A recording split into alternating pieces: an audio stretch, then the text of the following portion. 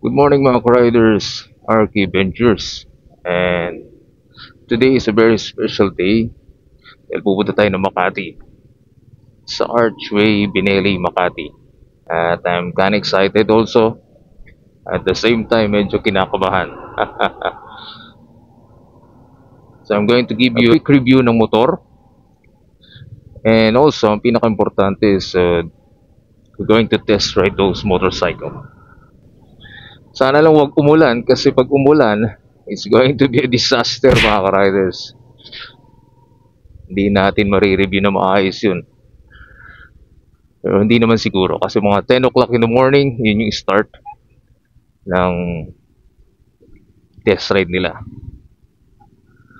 Right, so but before that, syempre, biyahe muna tayo.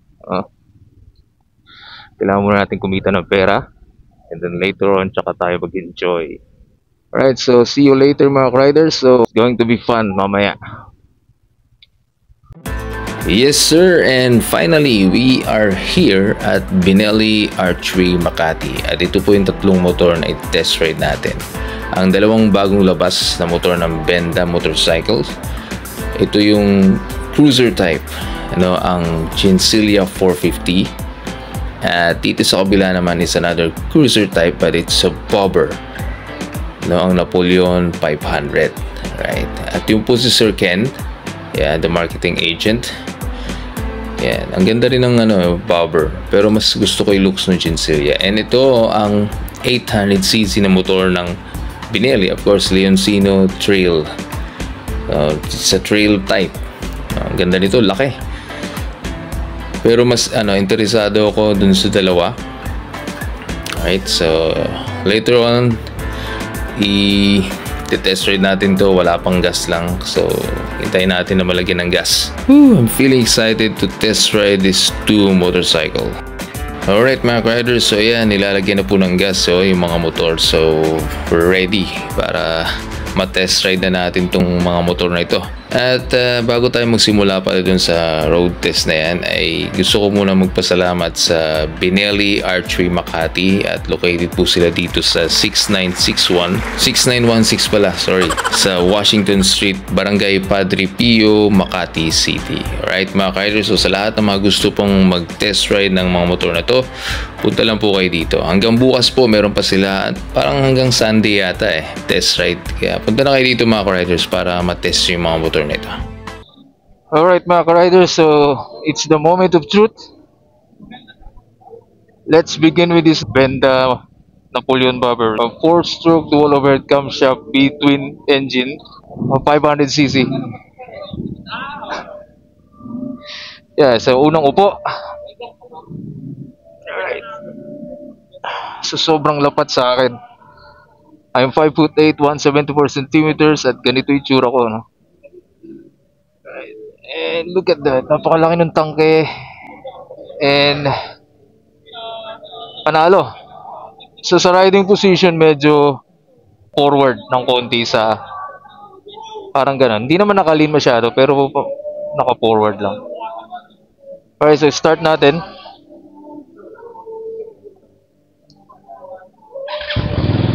Wow, see? Ganun kalakas yung tunog.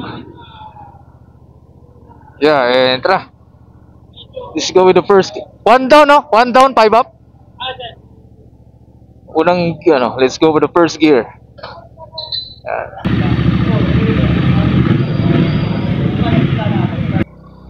Puta, mahirap pala.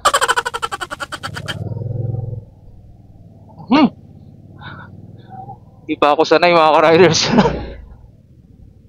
Saan ba ako pupunta? One way ba to? Yan, so honestly, this is the first time that I'm going to ride a big bike mga ka-riders. Tapos ganito pa yung CC. Well, it's a great feeling but medyo nakakatakot. Honestly, nakakatakot talaga kasi di ba? First time ko Pero maganda, masarap Look at that.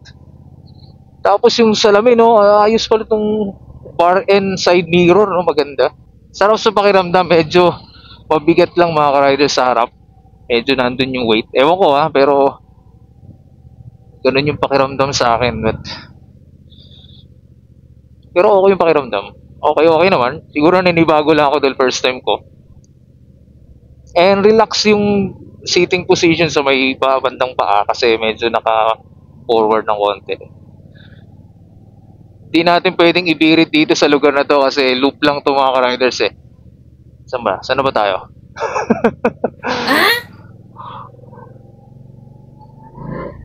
Oh, mga sipa oh. Fuck this. Nakakatakot eh.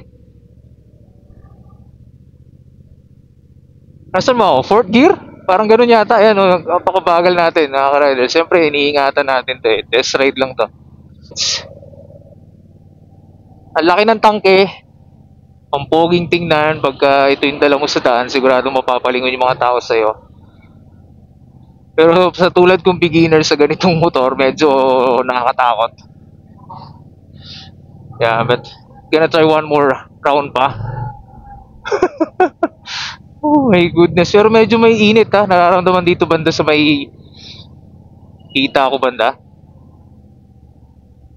Anyway, dyan muna tayo.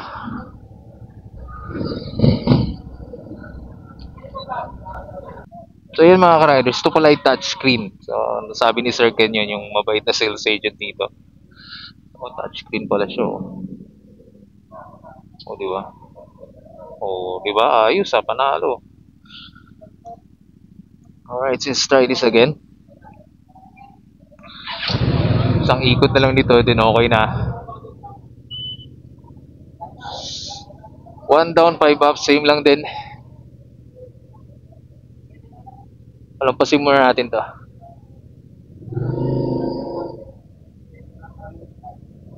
At ayan, mayroon siyang ABS, may traction control switch. So yun, merong, ayan, yung switches niya, may, siyempre, of course, yung basic, turn signal switch, high and low beam switch. Ano po ba?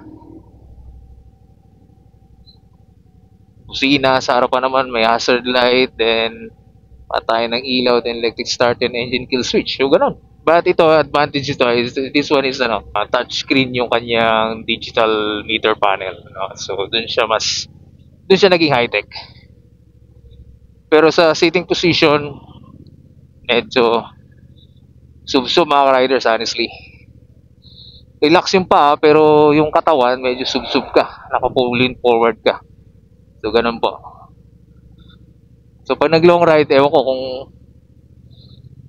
tatagal ka, pero parang makakalay ka eh. Pero pag nag-stop sa position niya, relax. Pero pag maghahawa ka mo na yung manibela, dun siya medyo, aggressive yung dating. Pero pogi pa rin mga ka-riders kahit anong motor dyan. Alright, so yun yung final, review ko sa motor na to, The Napoleon Bobber ng Benda Motorcycle 500cc.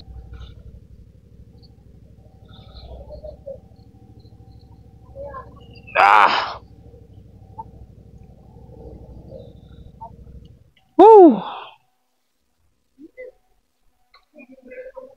Next!